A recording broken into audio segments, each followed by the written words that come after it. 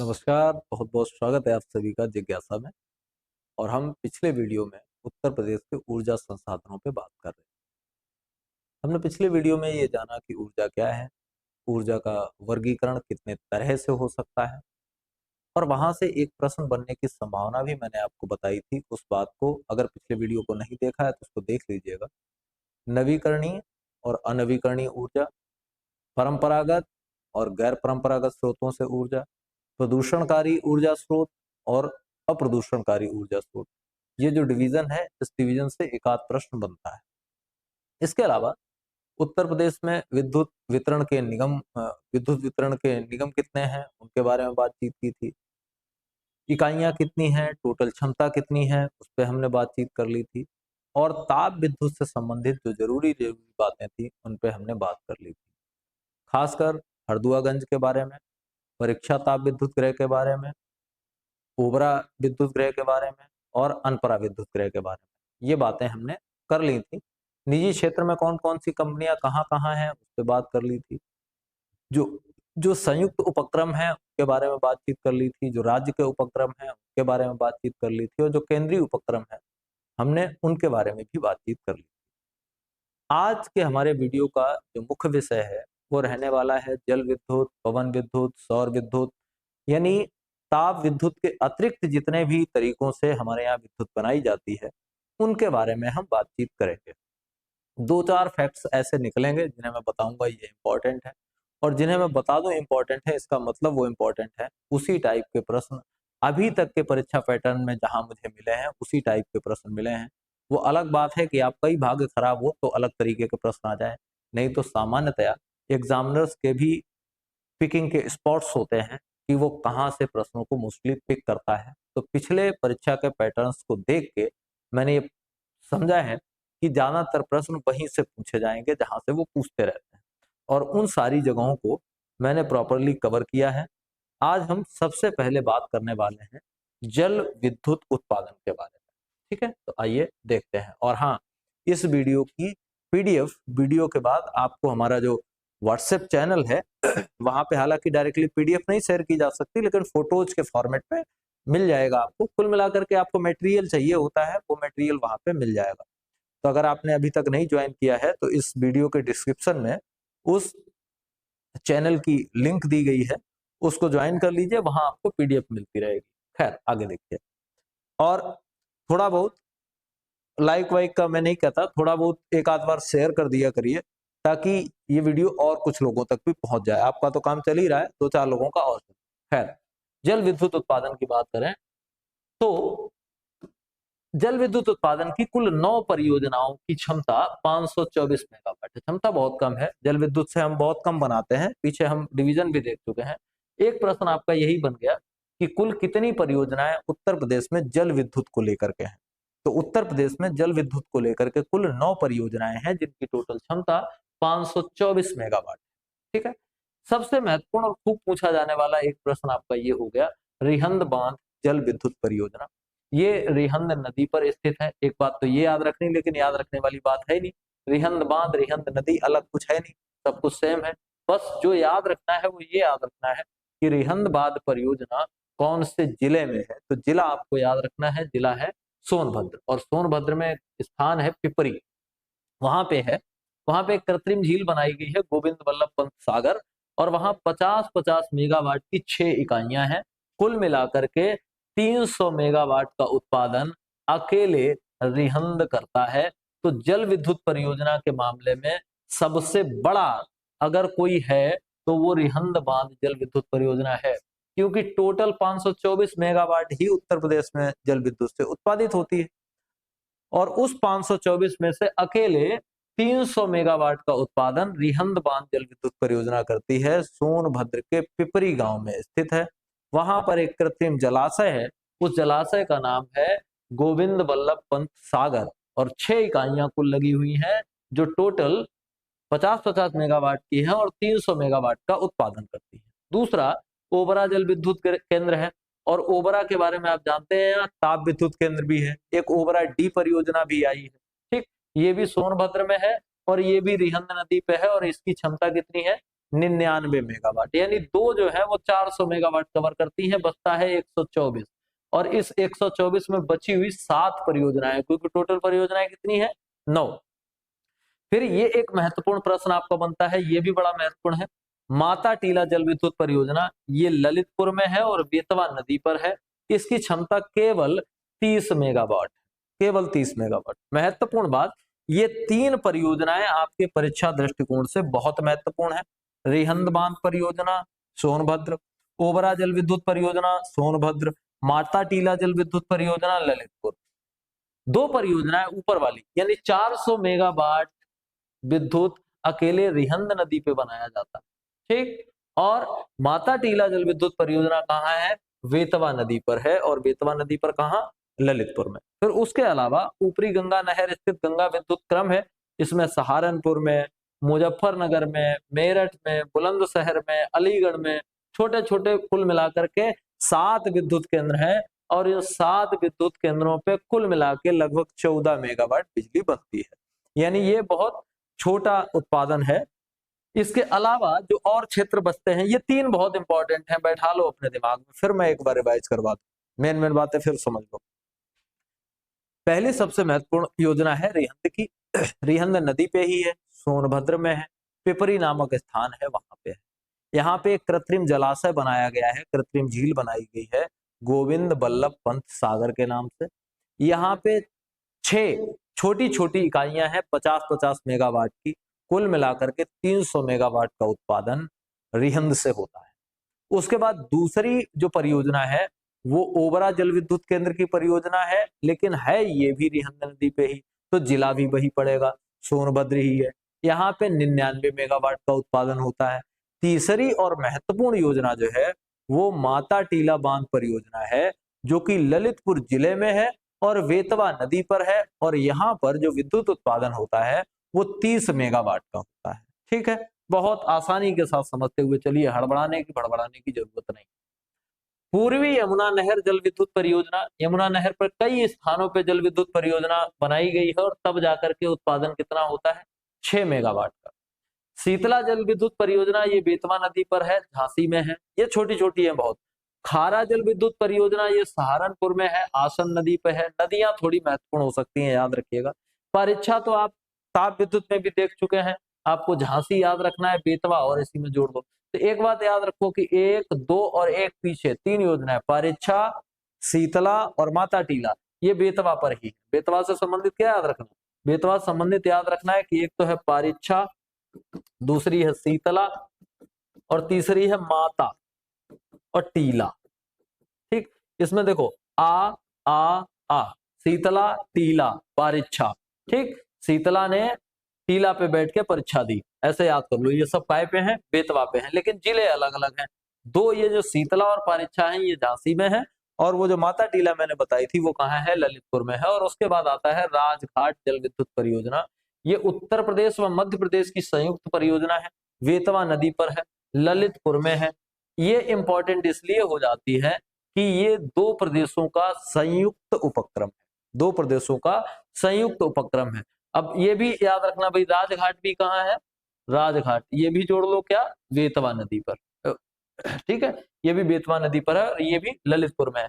तो बेतवा नदी पर 2 परियोजनाएं ललितपुर में है और 2 परियोजनाएं झांसी में है। माता टीला और राजघाट ये ललितपुर में है, और शीतला और परीक्षा ये झांसी में है, और जो राजघाट वाली परियोजना है उसमें उत्तर प्रदेश के साथ साथ मध्य प्रदेश भी शामिल है। यानी यह 2 प्रदेशों की एक संयुक्त उपक्रम है, 2 प्रदेशों का संयुक्त उपक्रम। अब ये तो जल विद्युत की बात हो गई। अब एक बात और समझ लो, लघु जल विद्युत इकाई। पहली बात तो ये है कि इसकी श्रेणी समझ लो। श्रेणी को ऐसे समझिए कि जल विद्युत इकाइयों में ऐसी इकाइयां जिनकी उत्पादन क्षमता 25 मेगावाट से कम है, जिनकी भी उत्पादन क्षमता कितनी है, 25 मेगावाट से कम, तो ऐसी उत्पादन इकाइयों को कह दिया जाता है कि ये लघु जल विद्युत परियोजनाएं हैं। 25 मेगावाट तक की जल विद्युत परियोजनाओं को लघु विद्युत परियोजना की श्रेणी में रखा जाता है। यहां से एक प्रश्न केवल इतना बन सकता है कि निम्नलिखित में से कितनी उत्पादन क्षमता तक की इकाइयों को लघु विद्युत परियोजना के अंतर्गत माना जाता है? तो कितनी? 25 मेगावाट तक की। तो 25 मेगावाट या उससे नीचे की जितनी भी है सब लघु में आती हैं। प्रदेश की नहरों की कुल विद्युत उत्पादन क्षमता 460 मेगावाट है, मतलब इतनी विद्युत बनाई जा सकती है, किंतु अभी तक हम मात्र 25 मेगावाट का उत्पादन कर पा रहे हैं।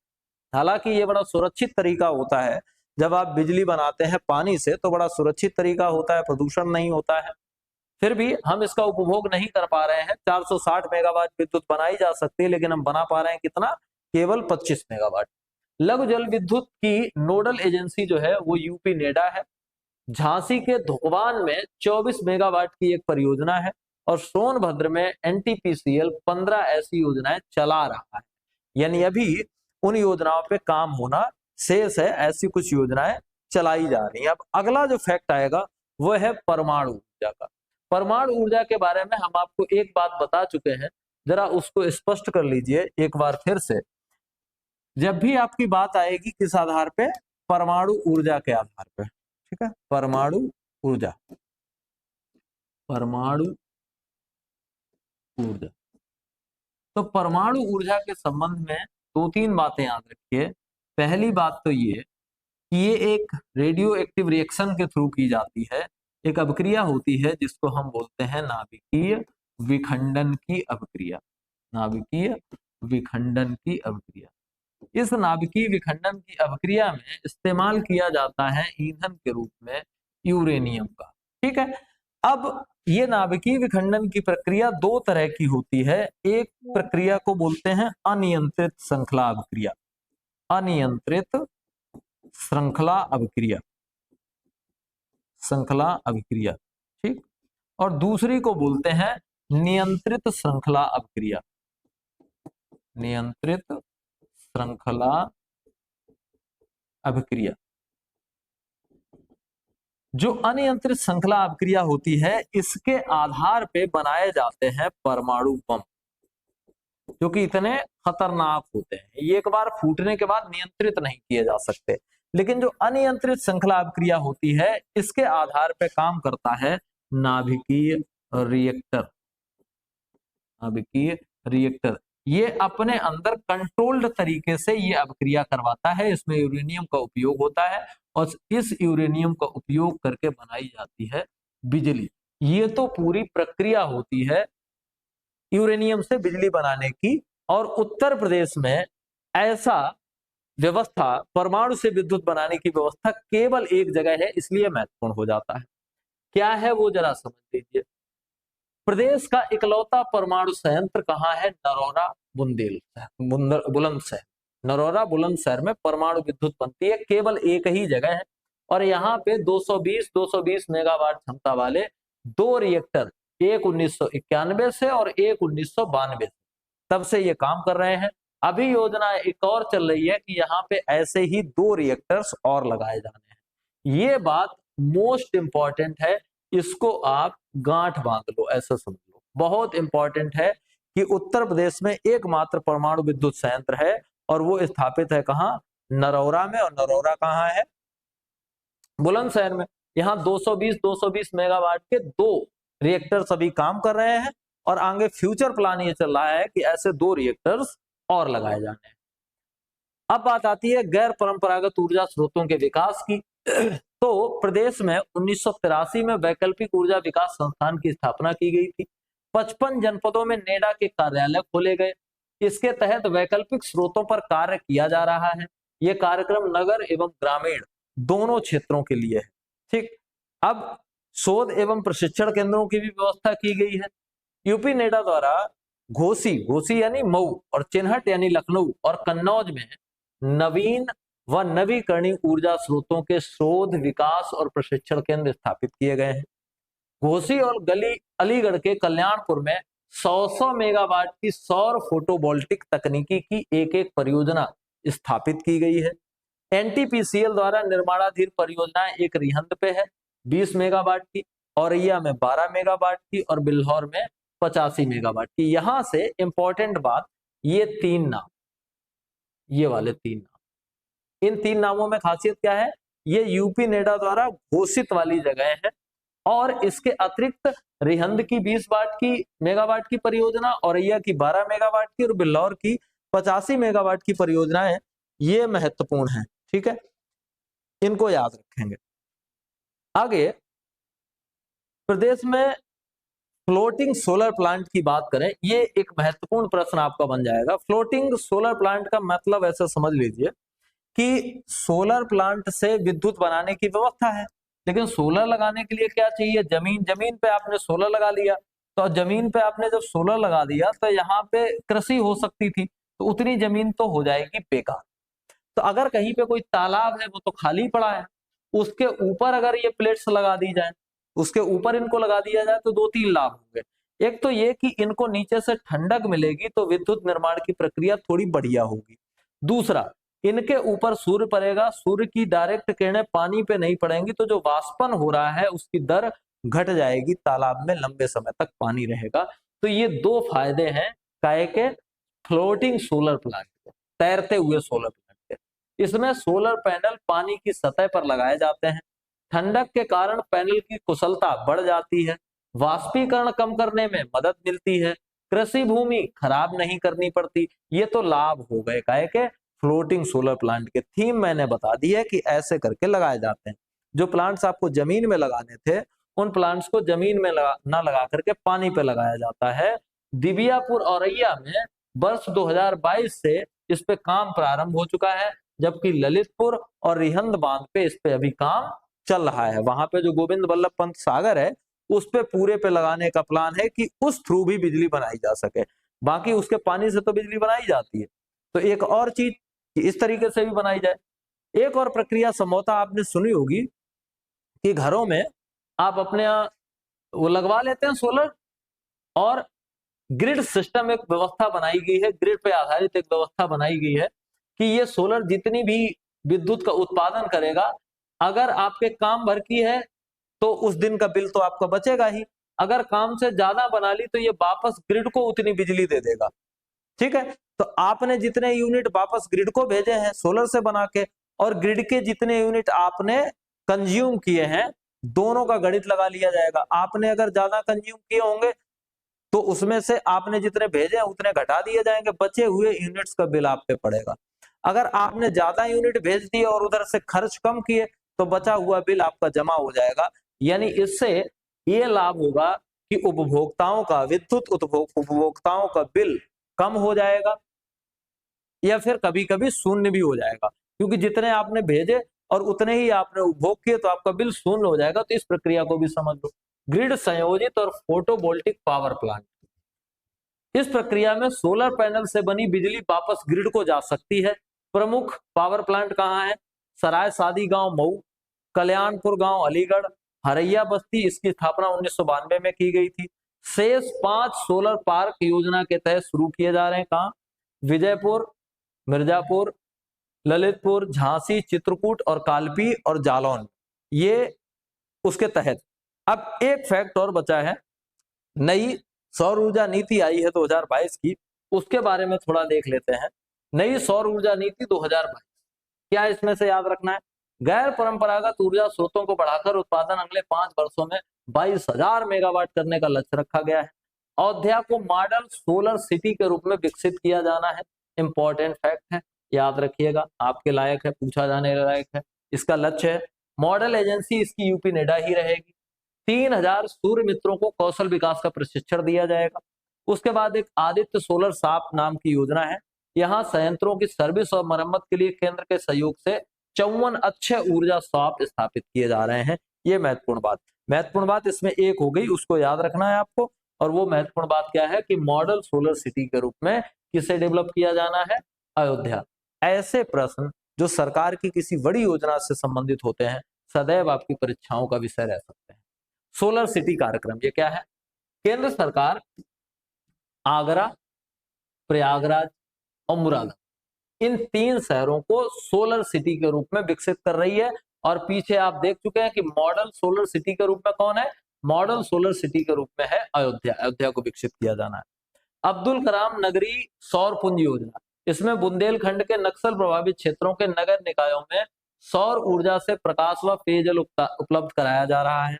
मुख्यमंत्री बुनकर सौर योजना, इसमें सामान्य पावर लूम बुनकरों को 50% और SC/ST के बुनकरों को 75% अनुदान दिया जा रहा है कि वे अपने बिजनेस में जो विद्युत उपभोग हो रहा है उस विद्युत उपभोग के लिए वो सोलर का इस्तेमाल करें। ठीक, और भी कुछ चीजें हैं। दहन आधारित बायोमास पावर प्रोजेक्ट, इस विधि से विद्युत उत्पादन करने वाले निजी क्षेत्र में ग्रिड संयोजित 3 विद्युत प्लांट गाजीपुर, मथुरा और कानपुर में स्थापित किए गए हैं। कुल क्षमता 38 मेगावाट है। बायोमास गैसीफायर संयंत्र, यह संयंत्र बायोमास धान की भूसी व लकड़ी को अत्यंत ज्वलनशील गैस में परिवर्तित कर देता है, जिसे प्रोड्यूसर गैस कहते हैं। उत्पादित गैस को सीधा जलाकर या इंजन में जलाकर के विद्युत उत्पादित की जाती है। औद्योगिक कचरा आधारित प्लांट बड़ा महत्वपूर्ण है। Distilleries, food process unit, dairies, pulp और पेपर मिल्स आदि का कचरा इकट्ठा करके उस कचरे के द्वारा बिजली बनाने की योजना है। इसके बाद भी कुछ योजनाएं बचती हैं। कूड़े व कचरे पर आधारित विद्युत उत्पादन परियोजना, लखनऊ, कानपुर, मेरठ, बरेली, वाराणसी, गाजियाबाद, आगरा, प्रयागराज में इस तरह की योजनाएं स्थापित की जा रही हैं। बहुत महत्वपूर्ण नहीं है। बागास या खोई आधारित, यानी जो गन्ने का बचा हुआ प्रोडक्शन होता है, गन्ने का बचा हुआ कचरा होता है, उससे चीनी मिलों द्वारा 1900 मेगावाट की परियोजनाओं की स्थापना निजी क्षेत्र के तहत लखीमपुर, मुरादाबाद, रोजागांव, बरेली, गाजियाबाद, बुलंदशहर, बागपत, मुजफ्फरनगर और बिजनौर में होनी है। ऊर्जा पार्क, वैकल्पिक ऊर्जा से संबंधित कार्यक्रमों, संयंत्रों के विषय में जनमानस को सजीव प्रदर्शन के माध्यम से जानकारी उपलब्ध कराने के लिए अलग अलग जिलों में इनकी स्थापना है। राजधानी में चिड़ियाघर में एक राज्य स्तरीय ऊर्जा पार्क की स्थापना की गई है। ये ऊर्जा पार्क की कॉन्सेप्ट हो गया। अब एक बात और बचती है, उसको भी देख लो। पवन ऊर्जा की स्थिति उत्तर प्रदेश में क्या है? देखो, 2 तरह की संभावनाएं हैं पवन ऊर्जा से संबंधित, एक 50 मीटर की, एक 80 मीटर की। 50 मीटर की ऊंचाई पर संभावना है कि हम कितनी बिजली बना सकते हैं, 138 मेगावाट, और 80 मीटर की ऊंचाई पर हम बना सकते हैं 1260 मेगावाट। संस्थान इसका राष्ट्रीय पवन ऊर्जा संस्थान है। 80 मीटर पर जो कार्य हुए हैं गोंडा, बलरामपुर, सिद्धार्थनगर, शाहजहांपुर, लखीमपुर खीरी में। 50 मीटर पर कार्य कहाँ हो सकता है? ललितपुर, मिर्जापुर, रायबरेली, फर्रुखाबाद, आगरा, इटावा, बदायूं, झांसी और सोनभद्र। बहुत महत्वपूर्ण नहीं, अगर कुछ याद रखना है तो इतना याद रख लो कि कुछ संभावना है जहां से विद्युत बनाई जा सकती है। एक फैक्ट और बचा है, वो और देख लीजिए। उत्तर प्रदेश राज्य जैव ऊर्जा नीति 2022, घोषणा इसकी सितंबर 2022 में की गई। संपीड़ित बायोगैस संयंत्र, जैव डीजल संयंत्र और जैव कोयला संयंत्र पर 20 करोड़ तक का प्रोत्साहन राशि दी जानी है। बुंदेलखंड एक्सप्रेस वे को सोलर एक्सप्रेस वे के रूप में विकसित करने की योजना है। ये मैं पीछे ही आपको बता चुका हूं। वहां पे सोलर की ऐसी व्यवस्था की गई है कि उसके आसपास के लगे हुए गांवों को सीधा उससे ही बिजली मिले। इससे पहले ऐसी व्यवस्था आगरा लखनऊ एक्सप्रेस वे पर है, लेकिन उसकी व्यवस्था में और इसकी व्यवस्था में एक बेसिक अंतर है कि यहाँ पे गांवों को बिजली मिलेगी, और आगरा लखनऊ एक्सप्रेस वे की खासियत यह है कि आगरा लखनऊ एक्सप्रेस वे अपने लिए विद्युत कहीं से कंज्यूम नहीं करता, बल्कि अपने भर को विद्युत अपने सौर ऊर्जा प्लांट्स के थ्रू ही बनाता है। ये उसकी खासियत है, और ये बुंदेलखंड की होने वाली खासियत है। तो कुल मिलाकर के इस वीडियो में हमने जो जरूरी बातें थी ऊर्जा से संबंधित, उनको देख लिया है। अब हमारा जो कल वीडियो आएगा, अगला वीडियो, वो संबंधित होगा पिछले 3 चैप्टर्स पे आधारित जितने भी परीक्षा प्रयोगी प्रश्न हैं जो पिछली परीक्षाओं में पूछे गए हैं या फिर आगे की परीक्षाओं में पूछे जाने की संभावना है, उन सारे प्रश्नों का एक संकलन लेकर के आएंगे। अगर एक वीडियो में सारे प्रश्न हो जाते हैं तब तो ठीक है, और अगर एक वीडियो में सारे प्रश्न नहीं हो पाते हैं तो फिर हम अगले वीडियो में उस पर बात करेंगे। कुल मिलाकर के अगले 1-2 वीडियोज केवल और केवल प्रैक्टिस पे आने वाले हैं, और जब हम वो प्रैक्टिस कर लेंगे उसके बाद एक एक करके हम इन्हीं टॉपिक्स पर फिर आगे की ओर बढ़ना शुरू कर देंगे। तो तब तक जुड़े रहिए जिज्ञासा के साथ, और इस वीडियो को अपने दोस्तों तक एक बार शेयर कर दीजिए। फिर मिलेंगे कल एक नए वीडियो के साथ, तब तक के लिए नमस्कार।